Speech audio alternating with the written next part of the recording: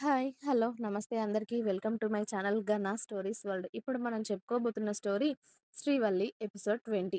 ప్రసన్న, ధీరజ్ 2 చేతులకి ఫుల్‌గా గోరింటాకు పెట్టేసి ఆ రూమ్ నుండి వెళ్ళిపోయింది. ఇక్కడ వల్లికి కూడా 2 చేతుల నిండుగా అలాగే పాదాలకి కూడా ఫుల్‌గా కోన్ డిజైన్ పెట్టిస్తూ ఉన్నారు. అదంతా అయిపోయాక సుమన వల్లికి భోజనం తినిపించి తన రూమ్‌లో వదిలింది. "రెస్ట్ తీసుకో. మార్నింగ్‌నే లేవాలి మళ్ళీ" అని. ఇక తెల్లవారితే పెళ్లి. ఆ రోజు రాత్రి అంతా కూడా ఇక్కడ ధీరజ్ ఇంట్లో, అక్కడ వల్లి ఇంట్లో పనులు జరుగుతూనే ఉన్నాయి. ధీరజ్‌ని 5 గంటలకే లేపి నలుగు పెట్టి, మళ్ళీ స్నానం చేయించి, పెళ్ళికొడుకుగా రెడీ చేయడం మొదలుపెట్టారు. వల్లి వాళ్ళ ఇంట్లో కూడా సేమ్ వల్లిని ఇంకా 4 గంటలకే లేపి, తనకి కూడా నలుగు, పసుపు పెట్టి, స్నానం చేయించి, తనని పెళ్లి కూతురుగా రెడీ చేయడం మొదలుపెట్టారు. ధీరజ్‌ని రెడీ చేసి అందరూ బయటికి వెళ్ళిపోయాక వల్లికి ఫోన్ చేశాడు బాబు. తనను బ్యూటీషియన్స్ రెడీ చేస్తూ ఉండడంతో వల్లి కాస్త సిగ్గుపడుతూ ఫోన్ లిఫ్ట్ చేసి, "చెప్పు ధీరా" అంది. "ఫోటో పంపించవే. నిన్ను చూడాలి అని ఉంది" అని అడిగాడు ధీరజ్. "హుహు. డైరెక్ట్‌గానే చూడాలి కాబోయే శ్రీవారు" అని ధీరజ్‌ని ఉడికించింది వల్లి. హుహు. నాకిప్పుడే నిన్ను చూడాలి అనిపిస్తుంది. ఒక్క ఫోటో పంపించవే అని అడిగాడు ధీరజ్. నో బంగారం. పెళ్లి పందిరిలోనే నువ్వు నన్ను చూడాలి. నేను నిన్ను చూడాలి. అప్పటి వరకు no photos, no video calls అని వల్లి అనడం no photos, no video calls అని వల్లి అనడంతో, దొంగ మొహందాన నీ టైం నడుస్తుందే. ఇప్పుడు నా టైం మన పెళ్లి అయ్యాక నడుస్తుంది. అప్పుడు చెప్తాను నీ సంగతి మన ఫస్ట్ నైట్ రూమ్‌లో అని ఫోన్ కట్ చేశాడు ధీరజ్. అతడి మాటలకి ముసిముసిగా నవ్వుకుంటూ ఫోన్ కట్ చేసింది వల్లి. ఏంటి మేడం గారు? మా ధీరజ్ బాబు ఏమన్నాడేంటి? అంత సిగ్గుపడుతున్నావు? అని అడిగింది సుమన. హ్మ్. ఏదో అన్నాడులే వదినా. మీ ధీరజ్ బాబుకి ఏదో కావాలి అంట. పెళ్లి అయ్యాక ఇస్తానులే అంటే అలిగి ఫోన్ పెట్టేశాడు అని చెప్పింది వల్లి. తన మాటలకి అక్కడ ఉన్న అందరూ సరదాగా నవ్వుకుంటూ వల్లిని రెడీ చేసేశారు. ధీరజ్ పెళ్ళికొడుకుగా రెడీ అవ్వగానే అక్కడ ఇంట్లో జరగాల్సిన కార్యక్రమాలు అన్నీ జరిపించి బంధువులు అందరితో కలిసి వల్లి వాళ్ళ ఇంటికి ప్రయాణమయ్యారు అందరూ కూడా. చక్కగా ఫ్లవర్స్‌తో డెకరేషన్ చేసిన కార్‌లో ధీరజ్, ఇంకా సుభద్ర, అనిల్ గారు, విరాజ్ డ్రైవ్ చేస్తూ ఉంటే ప్రసన్న ఆడపడుచు కాబట్టి మంగళహారతి పట్టుకొని కూర్చుంది. ఇక్కడ వల్లి పాప పెళ్లి కూతురుగా రెడీ అవుతోంది. ధీరజ్ వాళ్ళ ఇంటికి చేరుకునేసరికి అరవింద్, కవిత గారు, క్రాంతి, సుమన సన్నాయి మేళాలతో ధీరజ్‌కి స్వాగతం పలికారు వాళ్ళ ఇంట్లోకి.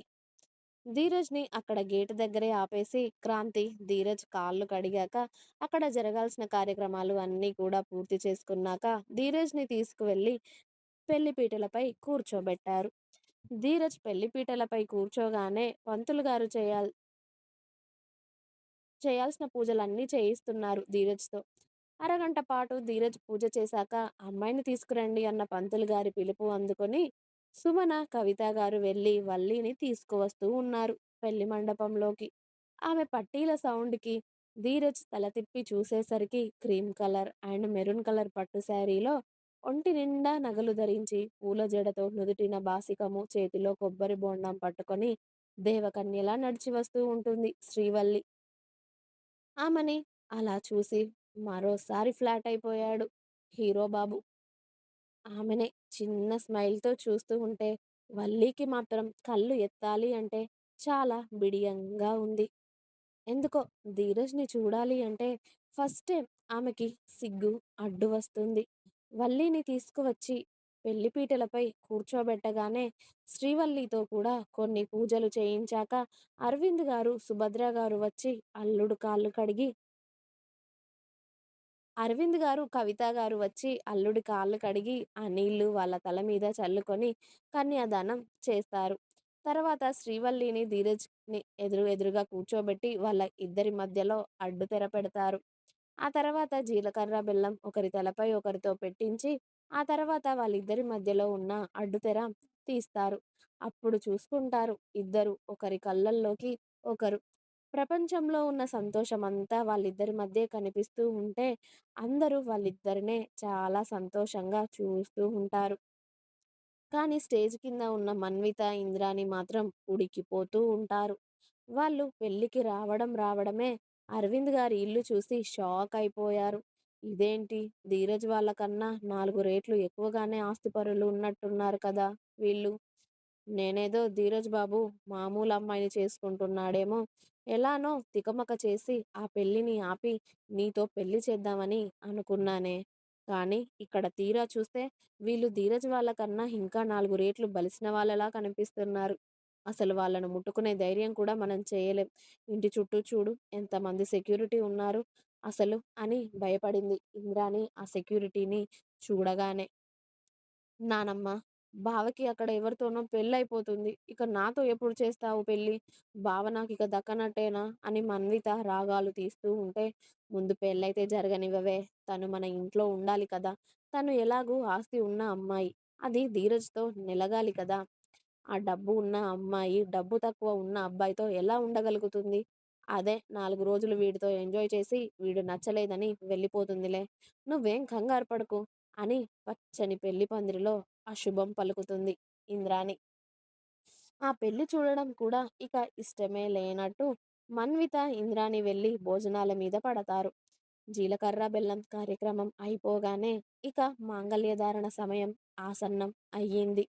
బాబు, ముహూర్తం సమయం అయ్యింది. అమ్మాయి మెడలో తాళి కట్టు నాయనా అని పంతులు గారు చెప్పేసరికి ధీరజ్ తాళిని అతడి చేతుల్లోకి తీసుకొని ఆ తాళిని అందరికీ చూపించి శ్రీవల్లి కళ్ళల్లోకి చూశాడు ధీరజ్. శ్రీవల్లి కూడా ఆమె అంగీకారం తెలపడంతో ప్రసన్న వల్లి పూల జడని ఎత్తి పట్టుకోగా హ్యాపీగా ప్రేయసి మెడలో 3 ముళ్ళు వేసి తనని అతడి భార్యగా చేసుకుంటాడు ధీరజ్. ఆమె మెడలో 3 ముళ్ళు వేసిన తర్వాత పంతులు గారు చెప్పినట్టు తాలికి పసుపు కుంకుమ అద్ది అలాగే శ్రీవల్లి పాపిట్లో కూడా కుంకుమ దిద్ది ఆమె నుదుటిన ముద్దిస్తాడు. ఆ సీన్ని ఫోటోగ్రాఫర్ చక్కగా క్లిక్ మనిపిస్తాడు. ధీరజ్ శ్రీవల్లి మెడలో 3 ముళ్ళు వేసి ఆమె పక్కన కూర్చోగానే అక్షింతల వర్షం కురుస్తుంది వాళ్ళ ఇద్దరిపైన. అందరూ కొత్త జంట సుఖంగా సంతోషంగా ఉండాలి అని ఆశీర్వదించి వాళ్ళ మీద అక్షతలు చల్లుతారు. అరవింద్ గారి కళ్ళల్లో నీళ్లు నిండుకుంటాయి. కూతురు ఇప్పుడు వేరొకరి భార్య అయ్యింది అని. కవిత గారు భర్త చేయి పట్టుకొని ఆయనని సముదాయిస్తారు. వల్లి కూడా అరవింద్ గారిని చూసి కళ్ళ నీళ్లు పెట్టుకుంటుంది. అరవింద్ గారు వచ్చి కూతురి కన్నీళ్లు తుడిచి నా బేబీ సంతోషంగా ఉండాలి అని కూతురిని హత్తుకుంటారు. థ్యాంక్ యూ పప్పా, ధీరజ్ని నాకు ఇచ్చినందుకు అంది వల్లి హ్యాపీ టీయర్స్తో.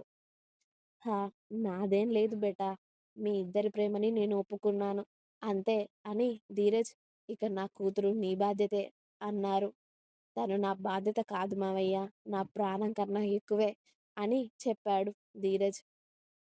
ఆ మాటకి ఇక ఆయన చాలా హ్యాపీగా ఫీల్ అయ్యారు.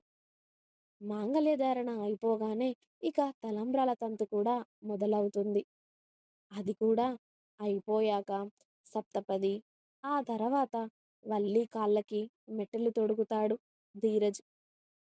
ఆ కార్యక్రమం కూడా పూర్తయ్యాక అరుంధతి నక్షత్రం చూపిస్తాడు భార్యని దగ్గరగా పట్టుకొని.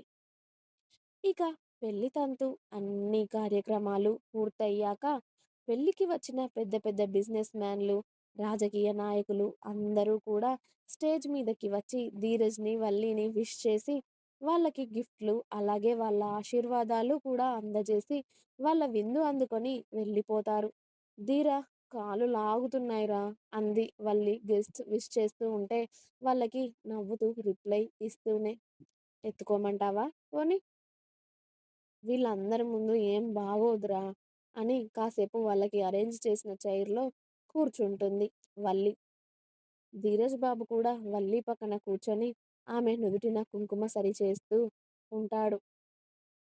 గెస్టులు అందరూ అయిపోయాక ఇక ఫోటోగ్రాఫర్ తన కెమెరాకి పని చెప్పి పెళ్లి కూతురు పెళ్లి కొడుకుతో చాలా రకాల పోజులతో ఫోటోలు తీస్తాడు వాళ్ళ ఇద్దరిని. ఆ తర్వాత ఫ్యామిలీ ఫొటోస్ కూడా. ఓసారి వల్లి ఫ్యామిలీ దిగితే ఇంకోసారి ధీరజ్ ఫ్యామిలీ. ఆ తర్వాత ఇద్దరు ఫ్యామిలీలు కలిపి. ఇంకా ఉంది. మీకు నా స్టోరీస్ నచ్చినట్టయితే ప్లీజ్ లైక్ చేయండి, షేర్ చేయండి. అలాగే ఛానల్‌ని తప్పకుండా కొత్త వాళ్ళందరూ సబ్స్క్రైబ్ చేసుకోండి. Please subscribe my channel 'Gana stories world'. Thanks for watching my video. By by. Please like, share and subscribe.